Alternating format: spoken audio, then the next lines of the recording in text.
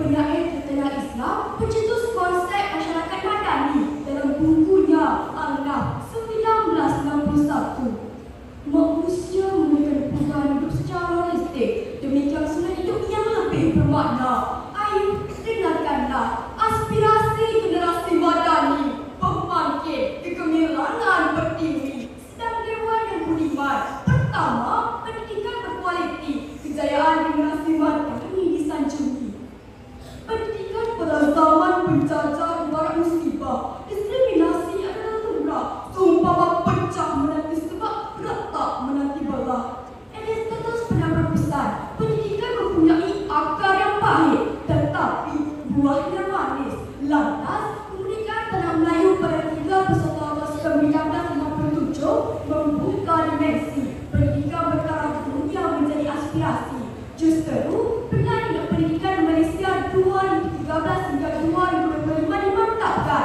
Dasar pendidikan digital 2023 dirancangkan. Dasar Kebaik Negara 2030 pantas diperkenalkan agar kebudayaan digital mampu diimplementasikan. Kemenangan Izu Zafar Razak, pelajar Politeknik Muazzam Shah merangkul juara dunia dalam Pada Professional Championship 2024 membuktikan kalau tidak dipercayai dulu, manakah dapat satunya. Hadirin sekalian, kedua, ekonomi madani diperkasa, negara sejahtera.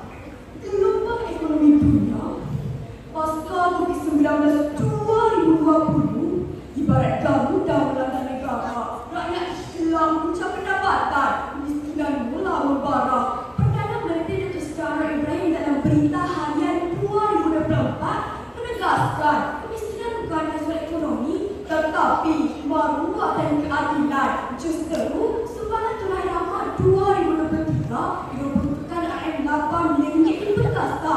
Program penghasilkan kemiskinan Tegar dengan nilai 1 bilion dilaksana.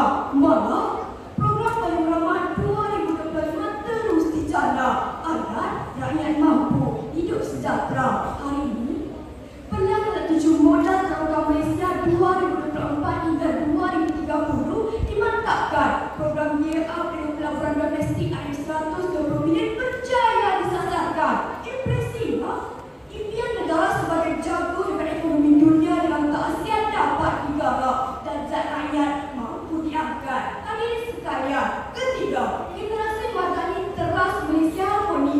Tonggak perpaduan pertiwi.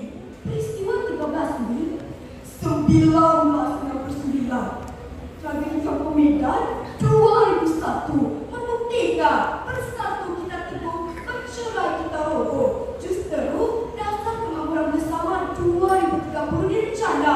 Inisiatif Harmoni Madani 2023 dikelola